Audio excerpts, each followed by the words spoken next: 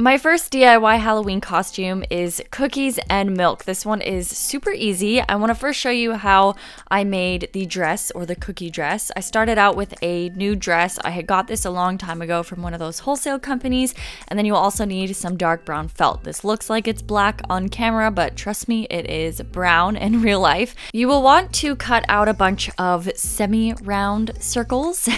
They should be about this size. You can totally make them different sizes. I made them kind of smaller and some a little bit bigger, but it definitely helps if they're not perfectly round because they will look a little bit more like chocolate chunks. And then you're going to just place them around the dress before you glue them down, just to make sure that you like how it's placed, and you just basically want to make it look like a cookie. So it's really easy. I just use hot glue to glue everything down. I ended up wearing it to see if they would fall off or anything, and it seems to be very secure. And you just want to do that to the front and the back if you want. I did do the back as well, but that is totally up to you. But I do want to show you how to make the milk carton headband. There's an easier way to make this. If you have a milk carton, just go ahead and glue it onto a headband, but I'm going to show you. First, I took a piece of cardstock paper and I folded in a very small area of the end. I'd say it was about a ½ inch, and I just folded it up because this is going to be the tab that we use to glue everything together in the end. And now you're going to want to fold it halfway, and don't fold it past that little fold, just basically put it right directly to where you made that little tab. And then you're going to fold it in half again, and again, don't go past the little tab that you made in the beginning. So you're going to basically have 4 main sections and also the tab on the end. These will all be completely equal. And what you're gonna do after this is measure about 3 inches up, and you're going to fold that again. I really hope that this will end up making sense. I hope if you just watch it, it will make a little bit more sense. And basically this is going to be the body of the milk carton. Next, measure up about 1½ inches from that last fold, and then fold it again. This will be the top part of your milk carton, and then measure ½ inch from that last fold, and you're going to fold that over as well. So that'll be the little part where like the straw goes into. So now I'm going to cut off the top section right above the very last fold that we did, and this middle section here that's about 1½ inch wide, you're going to want to fold in a little triangle shape on the 2 that I'm pointing out here. So hopefully it'll make sense when you watch it. I'm going to take my ruler and I'm going to use this as a guide. Basically, I'm doing a diagonal line inside of that little rectangle shape, and I'm going to fold it just where that little rectangle shape is. So I don't want to go too far out or too far up or anything. It basically just needs to be folded in that little rectangle. So go ahead and do that to the other side on the, I guess it would be the opposite side whenever we fold this together. But yeah, it's just got to have like a space between the 2 of them. Hopefully it makes sense. You can totally see what I'm doing here.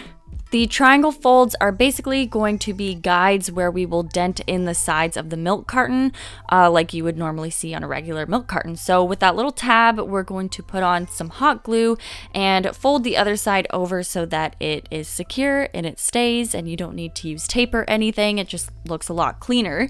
And you can flatten that back out and write milk onto the front if you want. You could also use like a sticker if you wanted to print out something that looked a little bit more legit. You could print on sticker paper and stick it on. And then you're going to basically just press in those 2 triangles and they will fold into this kind of a shape. It kind of just comes together like at the very end, and I ended up trimming off a little bit of the top because I had cut off too big of a section, but that's okay. Next, if you want, you can add a little straw. I had these cute paper straws that I got, I think from the dollar store probably, and I just glued it inside before I glued the entire top together so that it stays closed and looks like an actual milk carton. And then I just used my hot glue gun again and I glued it onto a headband, and that was it for that. Again, if you have a milk carton, by all means go ahead and glue it onto a headband. It'll save a lot of time, but the dress was extremely easy to make. The milk carton was actually easy to make. It just probably looked a little bit more difficult, and you could definitely do this on the day of Halloween if you have all of these things already laying around. The next DIY costume I have to show you is a really adorable vintage clown, and I had all of these things already in my closet in my little craft drawer. And for this costume, the only thing I had to actually DIY was the hat, and this would be so much easier if you just used a party hat, but instead of a party hat, for some reason, I had a snow cone cup. I don't know why, but I did, and it worked. So I went ahead and covered that with Mod Podge and then a mix of glitter. I used like gold, red, pink, silver, and then chunky like flower glitter, and I let that dry. And then I also had some tulle laying around, and this has like a really pretty gold reflex, which I thought looked kind of vintage and it would go with the costume. So I'm making a pom-pom out of this. I basically wrapped it up around my fingers. I think I had about 3 feet or just under 3 feet of this 2-inch strip of tulle, and then I took a tinier strip of tulle and I'm tying that around the loop that I had just made. And then just like any other regular pom-pom, if you've seen them being made before in YouTube videos, I've made them a few times on my channel, you're going to want to cut open the loops on either side of it so that when it opens up you can give it a little haircut, make it all even around, and then just kind of pull it apart and it looks like an actual pom-pom. So it's the same way, just using it with tulle as you would with yarn. So then I glued the little tulle pom-pom on the top of my snow cone, which should probably be a party hat, but that's okay. Since it wasn't a party hat, I did have to glue it onto something so that it would stay on my head. So I just took a little bit of hot glue and a gold headband that I already had laying around, and that worked perfectly fine. This is how it turned out. I thought it was really cute.